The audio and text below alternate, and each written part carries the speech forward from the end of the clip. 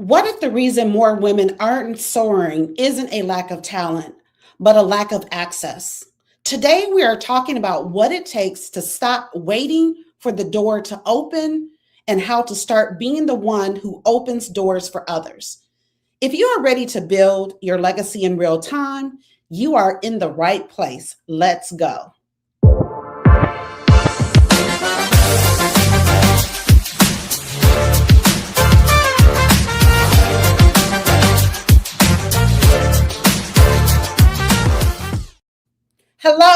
Hello, and welcome back to Women of Color Live, the live version of Women of Color, an intimate conversation, a top 20 women's empowerment podcast. We center and empower women of color. We also have a community for Black women 50 plus, the Dream Lifestyle Collective. Shout out to our production team at the Leon Thomas Group, and announcing today's guest. She is a return guest. She is a podcast alum. We met a few years ago. I had a great conversation, so look it up. But today we're talking with Santana Inniss. She is a founder and executive director of the Glow Initiative, Glowy. She's an Afro-Latina and social impact builder on a mission to end barriers in access to professional coaching. This month, our focus is highlighting women who build legacy in real time. Santana, welcome to the show. Hi, it's so good to be back. Thank you for having me back on. Oh, absolutely. Thank you for coming back. It's ready to have this conversation, girl. Let's get into it. I'm so excited. So for those that don't know, Santana is in Portugal. And so when we first got on the call, she mentioned, oh, I'm in Europe. And I'm like, oh my goodness. I just don't think of Lisbon, Portugal being in Europe. So that kind of threw me. But she is. And I know it because I was there back in November. and we had espresso together. So yes, we did. Yes, we did. And girl, you tried to get me to walk up some very tall steps. That was not happening. Yeah, well, anyone that visits me ends up putting in, getting up that step count. So yes. So that was a good time. So let's go ahead and get into today's conversation. Yeah. So who were you before the title, before the credential, before the build? And what was the decision that shifted how you saw yourself as someone built to lead? There's so much juiciness in that question. So I almost want to savor it for a moment. Go ahead. I think, back in the day when I used to send out my speaker bio, it started with the following sentence. My story begins with two parents who were doing their best. So when I think back to who was I before the titles, right? There's my work before Glowy, obviously but there's my life before that work. And I think at my core, what carries with me from like the beginning is being a person, sort of straddling two worlds, going to school in the 1990s and coming home to what felt like 1940s Panama, right? It's being Afro-Latina, it's being a member of two cultures simultaneously. This for me is really a grounding principle for who I think of myself as, but also the way that I move through my work and why I think, started from the bottom. Now we're here as an ethos, but also just the way that I grew up and the people that I grew up with and seeing, there was so much diversity. And so there was never really the option for me of really believing the myth of the American dream, because I think it's a very beautiful myth. But I think that there are many, many people that work incredibly hard day in and day out. And no matter how hard they work, doors will just not open for them. So who was I before the titles? I was a person witnessing this truth in reality, in real time, that we can hold this beautiful myth and we can let it pull us forward and light a fire under our spirit. But we can also hold the truth at the same time that there are millions of people doing grueling work day in and day out and having not really much change in their lives. And so what did I have to unlearn to fully step into? Or maybe before that, you asked about the decision to see myself as someone that was built to lead. I guess the decision was to do me. I think that a lot of my early career, I had a lot of challenges, of course, being the only brown person, the only woman, sometimes in certain rooms. My background was in digital strategy. And so that meant that I was very often the only person in a room. But I was born with a justice lens. That was one of my core values that I came into the world with. And the commentary on fairness and what felt fair and what didn't feel fair, these are conversations that I was having with my mom as a toddler. And so I had to finally say, okay, this is just who I am. And, the beautiful gift of being multi-ethnic is that I saw how the world treated my father as a Black Latin immigrant, and I saw how the world treated my mother as a white daughter of the revolution. And so I simply just never chose to move through space as if I was lucky to be there. I chose to move through space as if I inherently deserved to be there.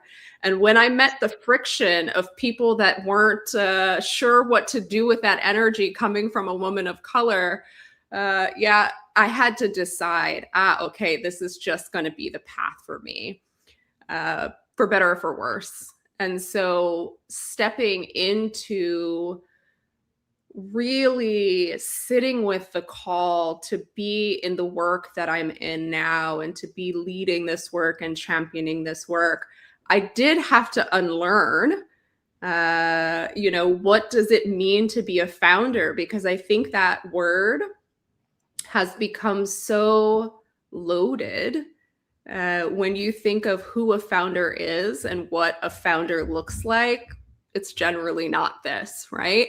I say, I'm the founder and CEO, and like that conjures up some images in your mind. And so how Glowy and our work began, it was as a grassroots volunteer initiative led by me, yes, but, with dozens and dozens of volunteers coming up and taking a seat at the table to serve women in need. But that transition from grassroots to, okay, this is a 501c3, this is an organization, this is a formal structure, it's on a mission. I was comfortable playing in the I lead a social impact grass movement, this movement. I was comfortable in that. Stepping into using the title founder, I had to unlearn all of those associations because those associations felt like a gate or like bars. The demarcation between who is allowed to lead and who is allowed to start something, grow something, be something, scale something. And I was surprised to learn that I needed to unlearn those associations for myself to really be able to step into what it is that I'm building, to own it and claim it so that I can be present for the legacy as it's being built and not just in hindsight. So I do want to pull a few things. So you talked about straddling two worlds. So actually, before I visited Lisbon, I was part of a Facebook group, and they were talking about how Black was not the same in Lisbon as it would be in the US. And so I started to pay attention to that. And then I started to think, well, what is it like being Black globally? So for you, moving from California, moving to to Lisbon, and being a multicultural person who, as you said, straddling two different worlds. What was your take on that? Is black to you there? Are you seen as black? Are they more focused on something else? What's your experience around that? Yeah, that's a good question. And sometimes I'll put it to people this way. And I think this is a question that anyone anywhere on earth can ask themselves about their country. Is your country primarily racist or primarily classist? Like, what is the predominant ist or ism going on in your country? And I think that to its very foundations, the United States is primarily racist. And how do we know? Yeah, okay. Now we're talking about, you had Occupy Wall Street being the first time, probably since the golden age, the Gilded Age rather, that you had a concentrated movement of people speaking out against the idea of billionaires, et cetera. We're still seeing that today. It's growing, eat the rich, blah, blah, as an ethos. But what's always been true is racism. And I think that in Portugal, in my lived experience, and again, I'm going to couch this with a huge caveat that it's my lived experience. Angolan descent, Mozambican descent, et cetera, who are really presenting as phenotypically Black and with skin tones that you would start to see conversations around colorism, et cetera. They primarily experience it as racist, although you can counterbalance that experience if you are also wealthy. So there's still a lot of classism influence going on in Portugal. I actually had to confront and then grieve the fact that I am not experienced in Portugal as Black. People do not see me as Black. And whenever I say, no, I am a Black person,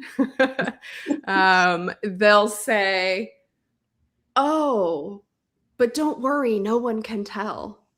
Okay. Yeah. You were worried. Well, I'm not, right? This is just who I am and how I move in these streets. And so I almost feel, because there's so much passing privilege, right? These are all really complicated topics, and how I'm experiencing this is maybe not how you experienced. But because I have this passing privilege, I always choose to introduce myself as Black or Afro-Latina. Because white people never claim me, although I'm also 50% white. They just don't claim me. And so here it's almost like I make a concentrated effort, because I don't want to lose my connection to this part of my being and my culture, because here people are choosing not to view me that way. Whereas in the United States, it's kind of ever present. Yes. And I'm curious to hear from your perspective how you experienced your time in Portugal, because it was a trip to be walking around thinking for 3 years that there was very little racism, only to then be educated that I'm not experiencing it anymore because people here do not view me as Black. Right. No, very interesting. And so those who are watching, drop WOC in a comment so we know you're out there. If you're family, drop a heart. If you're a dreamer, drop dreamer. And of course, we want your questions. So we want to engage with you. So drop those questions. So I'm glad you asked. It was interesting for me because I remember being on the top of the bus on one of those tours. And I saw a woman who, to me, I knew she was Black, walking. Lone Black woman. And I said, you know what? The way I was looking at her, recognizing and knowing she was Black, I said to myself that, you know what? I'm sure that's how people are seeing me, because I'm like the lone Black person walking around. And so at that moment, that's how, actually, you know what? I take it back. It wasn't even in Portugal. It was actually in Mexico City. So I yeah, was gonna say because Lisbon, we I have a know, really large, wrong yeah. place, wrong place. So, so as far as my experience as a Black woman in Portugal, nothing stood out to me. I just moved through just like I would anywhere else, and I did, and I hit different parts of Lisbon as well as I went to Porto. So I didn't experience anything. I didn't feel like anyone treated me any kind of way as a Black person. None of that. And as far as what I was read before coming, how people are like, oh no, they more so identify based on like their country of origin. I didn't even experience that either. It was like, no, they were Black. Even the one woman Yeah. who her, she's from Cape Verde. She didn't like announce herself as being, oh, I'm from Cape Verde. That was part of our conversation, but it was like, I'm Black. And so communicating with people, it was about Blackness, and it wasn't, siloed anyway as saying, no, no, you have to talk to us about being from this or that place. It wasn't that at all for me. However, it kind of formed or planted a seed in my mind to think about that, because then a few months later, I was in Toronto at an event for Black folks. And they said to me, oh, so what do you have going on? Like, okay, of course, Black, right? We already know that, but it looked like you got a little Indigenous and some Asian going on.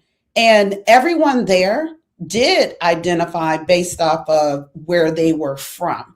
Bayesian, Kenyan, Ugandan. No one said they were Canadian. And so, Mm, yeah, and so that's when I'm like, okay, wait, there's something to this or something to explore. And so now I'm starting to look at and think about, yeah. being Black globally. Yeah. When I was at a tech company and was a leader of the ERG for the African diaspora, and we had to specifically name it that way Mm. because there are a lot of folks in the world that do not, they're Black, but they do not use the word Black and they don't identify as Black. They might identify as you said, their country of origin. They might identify Yes. as African or a member of the African diaspora, but there are many people in the world that don't use the word Black. And so it was in that context because it was this global tech company where they had employees in 90 countries. And so the people that were in the ERGs were, often like, why are you always talking about this racism stuff? Like, what is that? Yes. Because in the place that they live, I don't know what it's like to grow up in a majority Black country. That's not what my experience was. But for many people, they may not conceive of themselves using Black as a word. Some will capitalize the B, some don't capitalize the B. And, I think it's just a really interesting conversation, not to divide, but to be curious and to explore. Yes. Because I think the more curious we are about our lived experiences as Black people, right, as members of an African diaspora, it's just such a beautiful legacy. And the more that we're curious about the lived experiences of others, I just think that's all to the good. Absolutely. And you know what? And I remember also being at an event, and someone mentioning they were from one of the islands. And they said they didn't even know they were Black until they came to the US, because the US puts people in boxes. And that Mm-hmm. stayed with me. And it's like, right, because from wherever, I don't know if she was from St. Lucia, but it was like, I'm St. Lucian, or, Yeah. that type of thing. And that's how people identify. And like right now, there's this whole thing on social media about yo no soy Black, yo soy Dominican. And some people are in an uproar because they're like, I'm not Black, I'm Dominican. And they are Black Dominicans. However, Well, and that's a whole deep thing. The thing is, I'm like, I'm not mad at them saying yeah. I'm Dominican, because that's right. And they kind of do know the Afro Dominican part, the Afro, all of that. They do know that, but there's, they love that they are Dominican. So I don't really have a problem with that. But when we put people in boxes, we know what box they go in. We know, and I think that whenever we're making an effort to put someone in a box, it is an effort to actually categorize ourselves vis-a-vis their box, right? Because shit rolls downhill. Am I higher uphill from you or am I lower downhill from you? And Right. so that's a really interesting in the United States being in this body, because sometimes I, wear my hair straight with a blowout.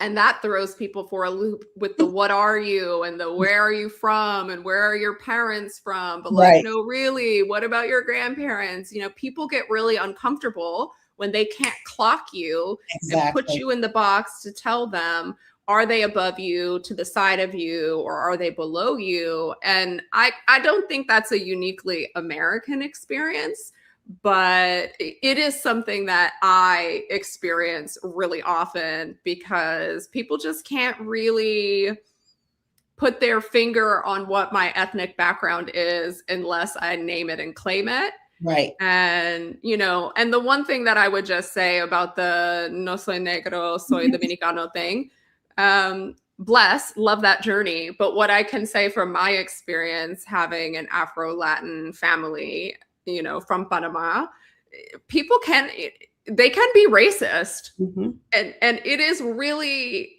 a really sensitive and complicated reality that immigrants, Afro-Latino immigrants that come to the United States experience, because they've also been indoctrinated by osmosis through our media, which the US is the primary exporter is media, right? Our movies, music, culture is consumed around the world. And that means that when other people view our media and there are racist or sexist tropes and stereotypes being disseminated around the world, that also shapes the way that the imagination of who lives in the United States is formed for people around the world sometimes. And in my family's case, that formed in a very like, hey, we need to distance ourselves from this thing because those Black people are bad and we're good Black people. Right.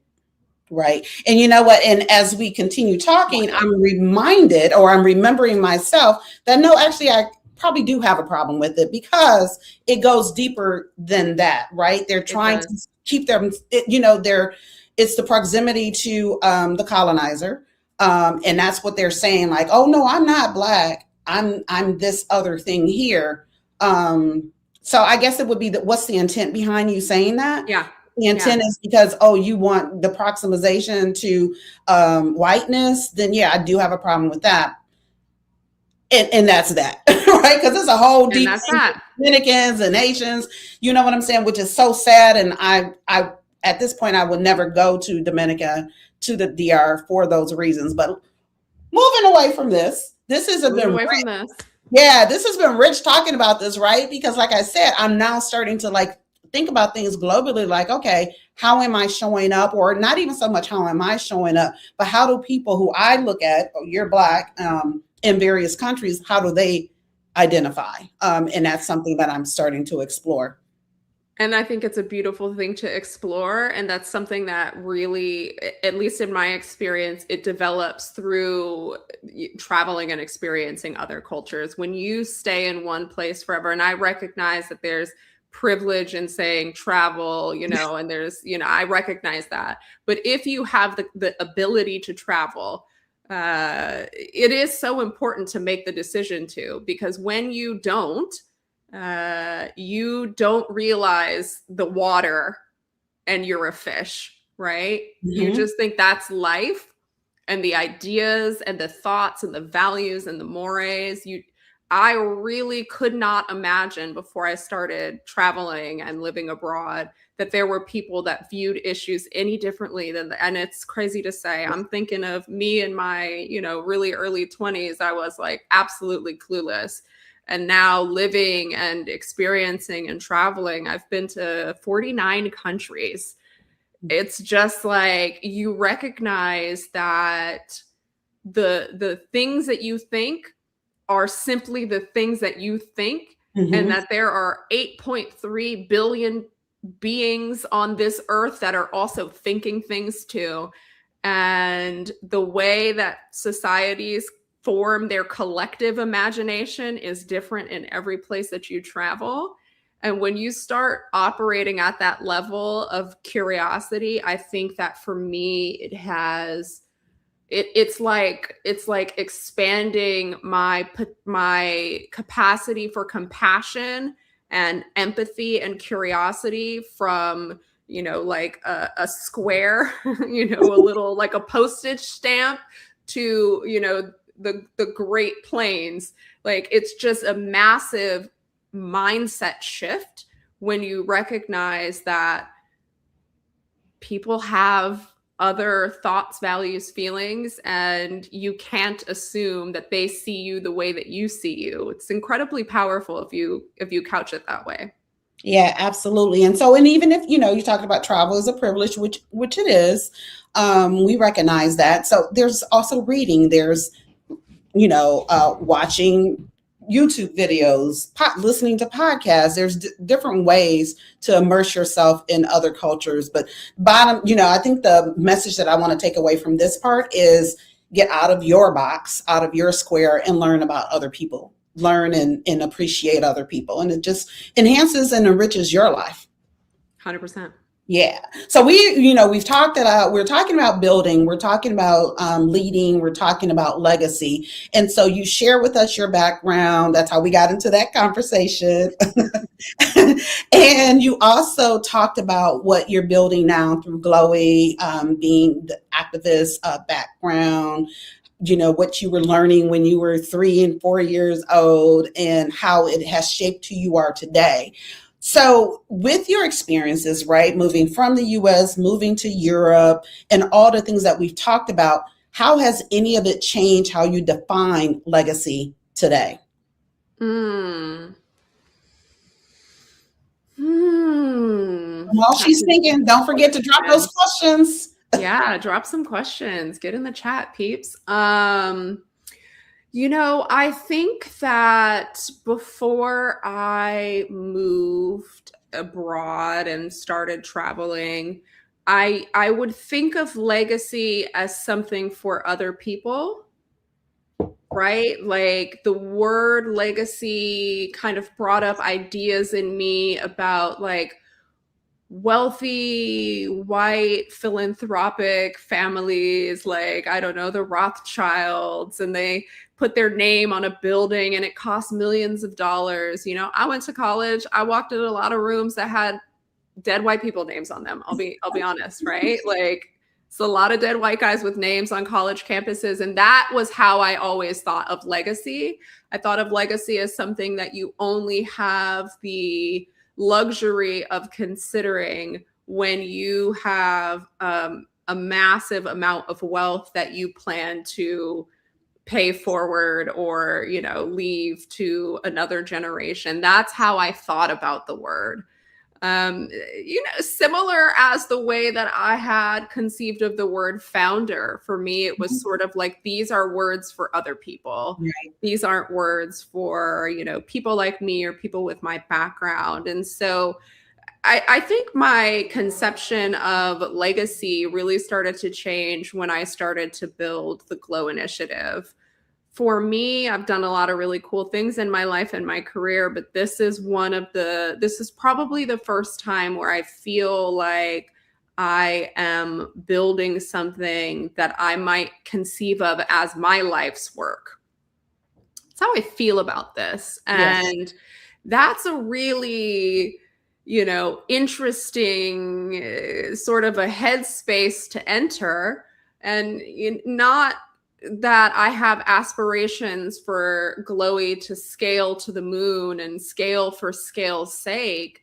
But we know through lots of data and analysis that when you invest in women, that investment is not hoarded, right? That wealth is divvied out to all of the people around her, her children, her broader family, her community, and out through the societal level.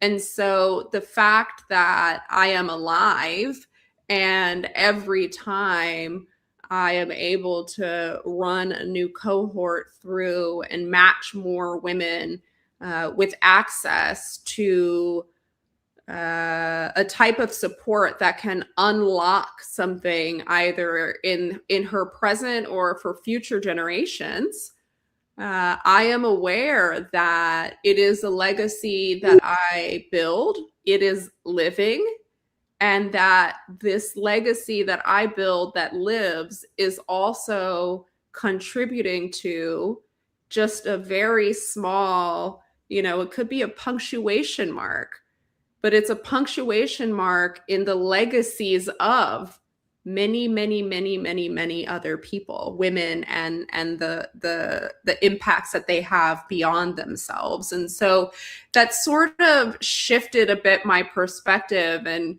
that it wasn't necessarily because of living abroad. I think it was more getting older and maybe starting to think about it in this way. I'm not that old, but I do use a retinol, so maybe y'all can't tell like what I'm working with over here. Well, you got the sun glow coming through the window.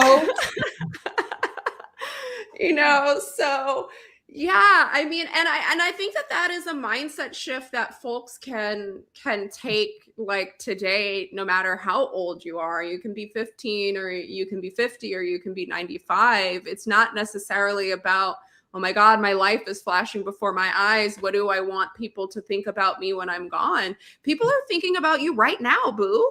Like, they're thinking about you today. What do you want them to be thinking about you today? And are you living that thing? I wake up every day and my eyes blink open and I'm like, ooh, what can I do for Glowy today? Like, what's going to happen? And, that is, it just hits really different when the impact of your work is so proximate and so connected. But also, there's a lot of it that's out of my hands, because once that coaching match happens and the cycle runs and the program ends, that I'm walking alongside a very tiny little piece of someone's journey through this work, but it's a part of their journey that is usually pretty impactful. And so, I think that if I had been thinking more intentionally about what sort of mark I wanted to have on the world as a younger person, who knows what I would have done differently, but I am still a young person. I'm going to claim it. You heard it here first, folks. Absolutely. She's still young. I am still a young person, and I am alive, and I like to feel that my work, I think that when we're intentionally thinking about how we want our work to make people feel, how we want to live in our values, when we're thinking that way, we are thinking about legacy. Legacy isn't something that you leave behind exclusively. It's also something that you live. And if you are alive, you are building the bricks of that story today, not when you die. I don't know. I mean, yeah. I mean, you How said does that land? What is it to you? And really what I took from it, and you even said a part of this, is impact. Legacy is impact, right? Whether it's a building, because that's impactful, whether it's what you're doing by investing in women who are able to invest in others, and that just rolls over, right? Because absolutely, when you invest in women, we invest in everybody. Everybody is impacted positively. We know that, and we've talked, outside of this conversation, it is a conversation about the impact that we have, Black women especially, that what we have, right? And why there's such targeted strategic attacks against us, right? That's why that talk is. Now, you mentioned something, and here we go again, like thinking. So I recently read that what is her name? Shonda Rhimes. So Shonda Rhimes, she actually donated money to Dartmouth.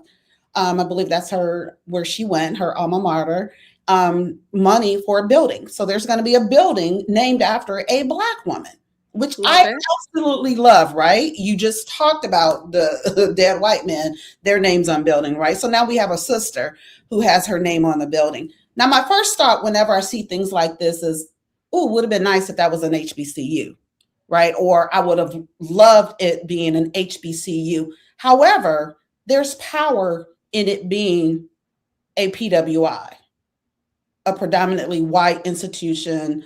I think Dartmouth is an Ivy League or whatever. What are your thoughts around that? I mean, I think that's really interesting. And, you know, I sort of, I speak very sarcastically about dead white dudes' names on buildings. When someone gives a lot of money and has a building, it's not like I mean, sometimes it is. Sometimes they are literally paying to erect that building. I've seen that happen. But sometimes they're just taking one name off a building and putting it in. The building is fine structurally. It's doing okay. That money is used for other things. So look, I mean, I'm Black. I went to an Ivy League school. We out here, we're doing it. So, I mean, the impact, I think, for, if I had felt like that space was like a little bit more inclusive, I can imagine feeling like, okay, I see you. We are out here, So I don't really have a comment on Shonda Rhimes making that choice. I mean, if that's her alma, I think we all feel some kind of special way about, well, maybe not everybody, but I feel some kind of way. And, I still feel like, my alma makes me angry sometimes, and they make me like, rawr, what are you doing?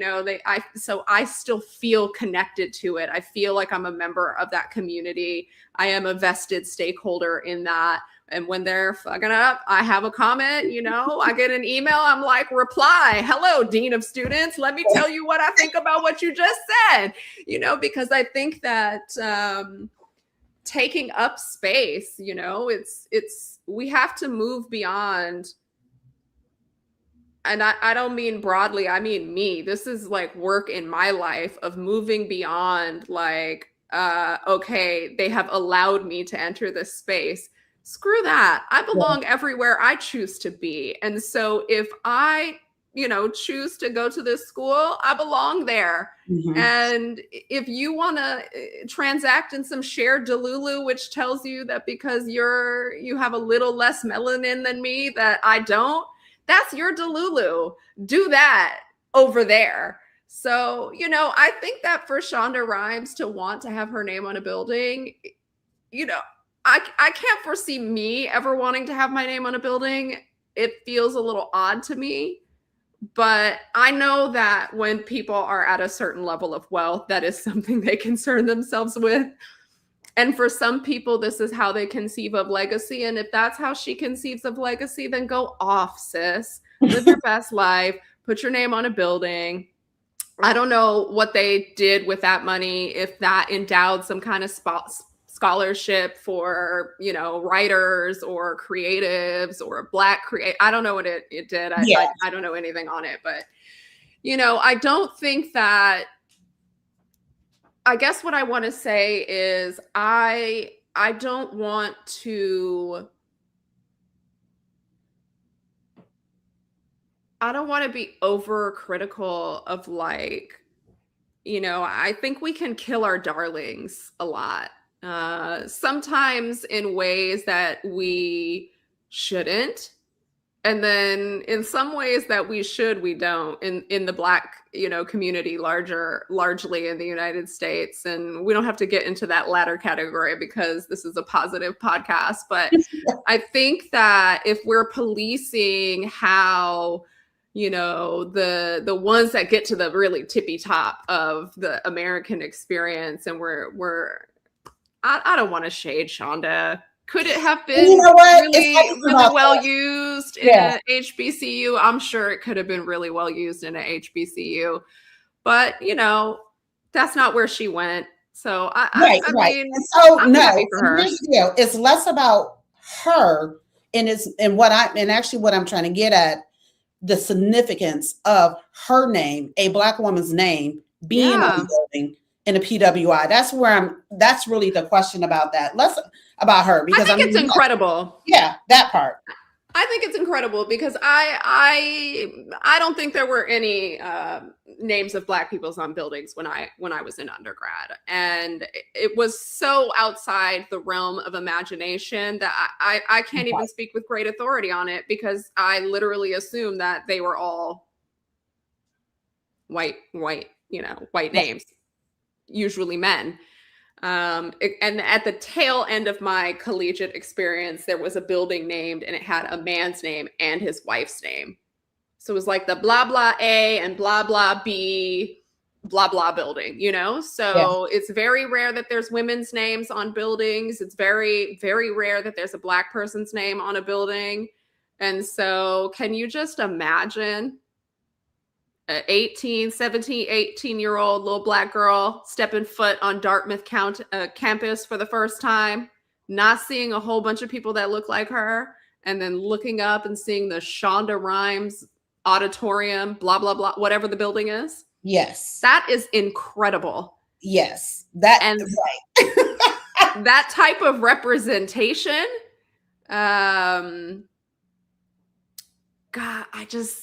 when it happens, it's happened a few times in my life, because of course we have poor representation for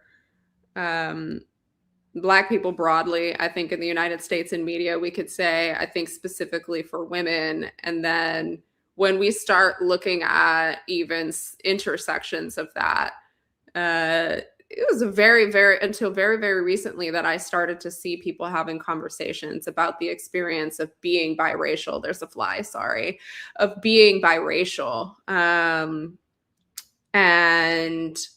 or being the child of an immigrant and not speaking Spanish fluently. Mm-hmm. Like, these are conversations that have just started to pop off in the media.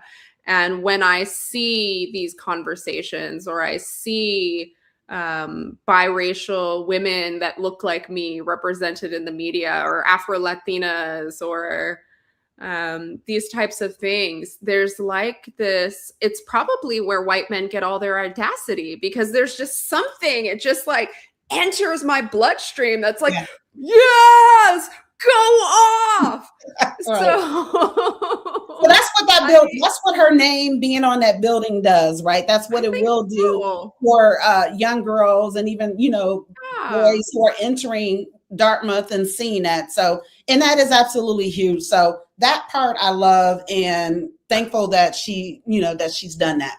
So Santana, the GLOW initiative serves women who can't access professional coaching on their own. What do you wish more women understood about why that gap exists, and what it costs us as a community when it does? And hold that thought. We'll be back after this break. Hi, I'm Deneen L, Garrett, a cultural alchemist who shapes culture through storytelling, through writing, through speaking, through my top 20 women's empowerment podcasts.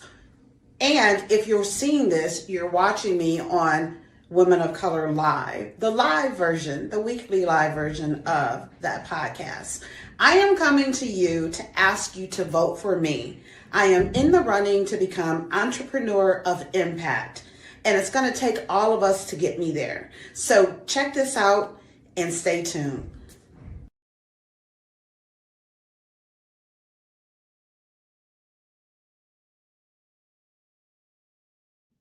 All right. Well, welcome back to Women of Color Live. We are talking about building with purpose and opening doors, locked doors, with Santana Inniss.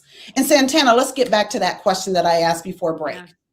Okay. So, I mean, I think the thing that I wish more women knew was that the gap exists, period. Right? The gap exists. And we saw this in the McKinsey Lean In study, which I have some beef with, but they did show that even for, I think the sample size was 8 or 10,000 folks. men and women working in what I would consider corporate America, which already implies privilege, right?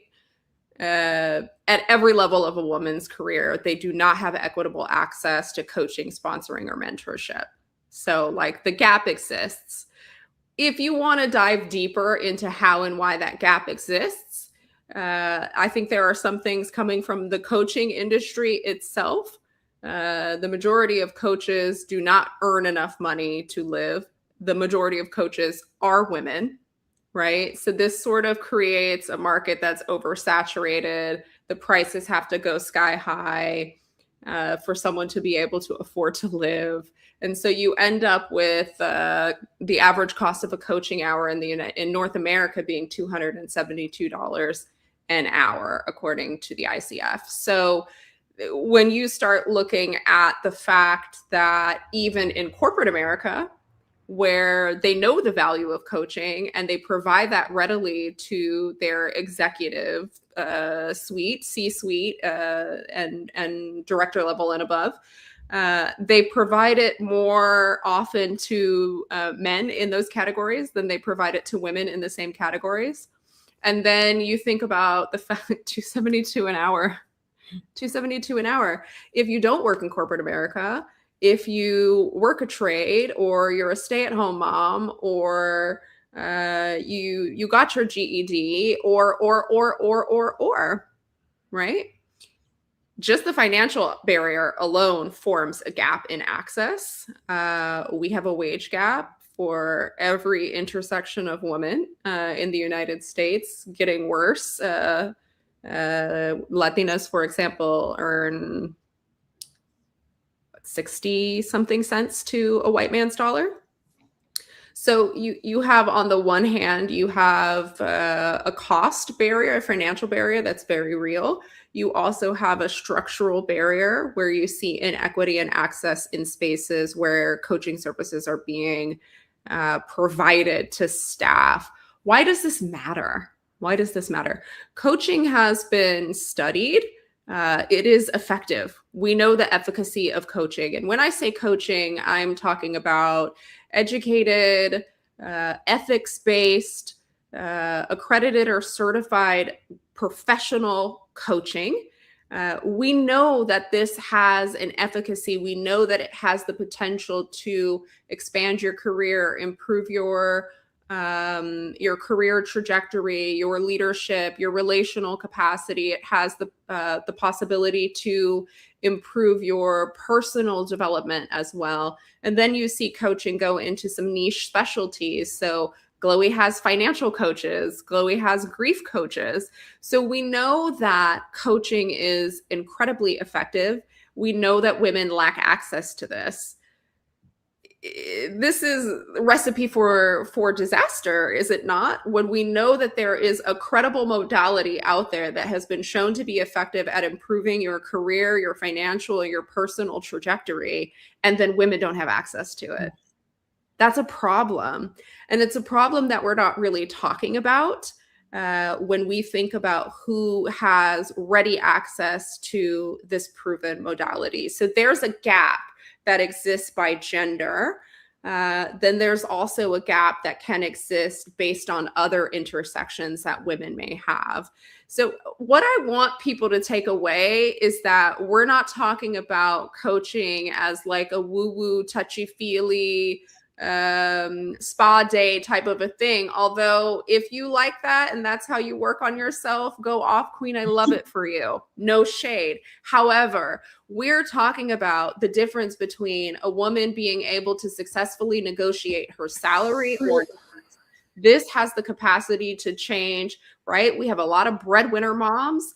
And if you're in a community of color, the percentage of breadwinner moms goes up. Right? So we have women out here that are the primary breadwinners for their families.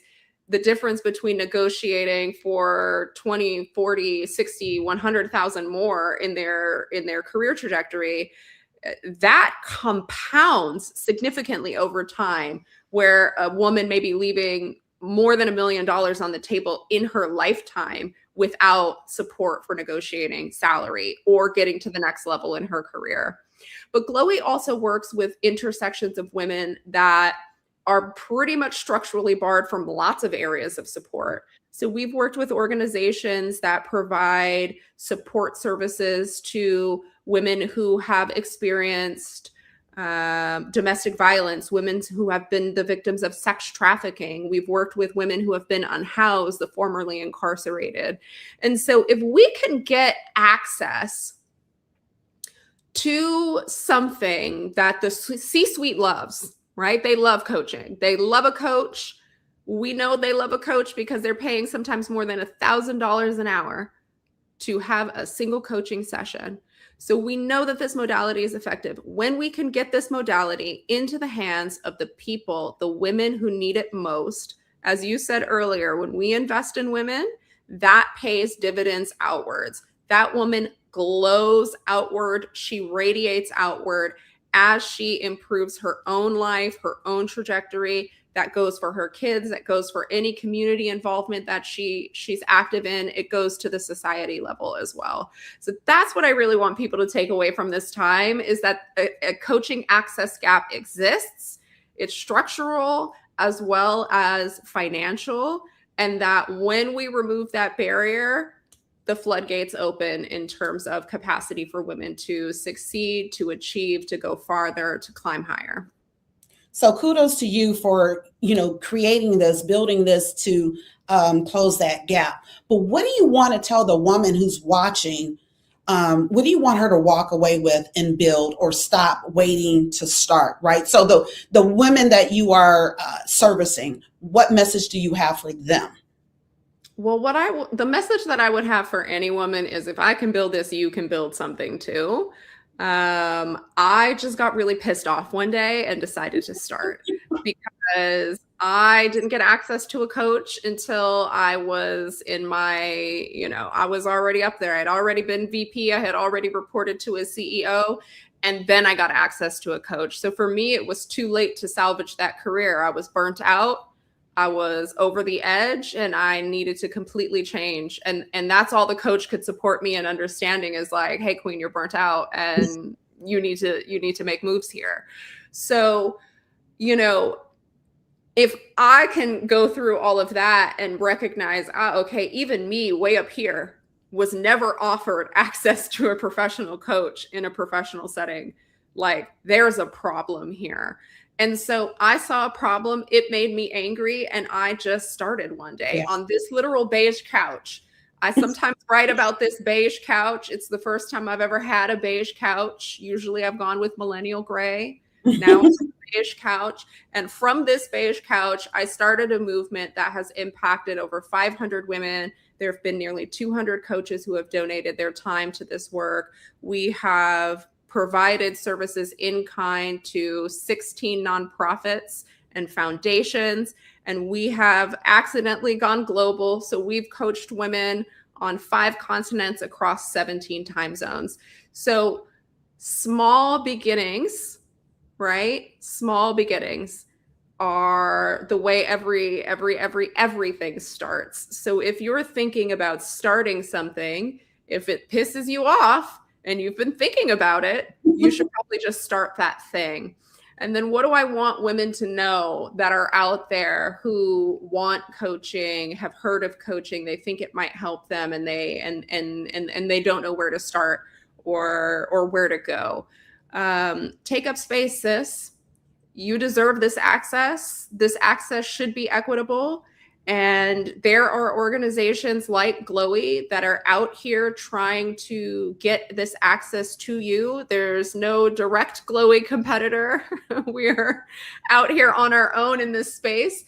But we primarily bring coaching to women through partnerships with nonprofits that are already in the community. They've already built trust. They're already bringing really great services to women, and we go in and we expand that access. So raise your hand when these opportunities come by. There are so many women who, in their application to receive coaching through Glowy, will say something to the effect of, okay, but if there's another woman that needs it more than me, I guess I don't actually need to take this spot.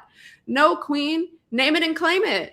take up space. If it's Right. being offered to you, if there's a service that's out there, take it. Why not? We're doing this work, to bring this access to women.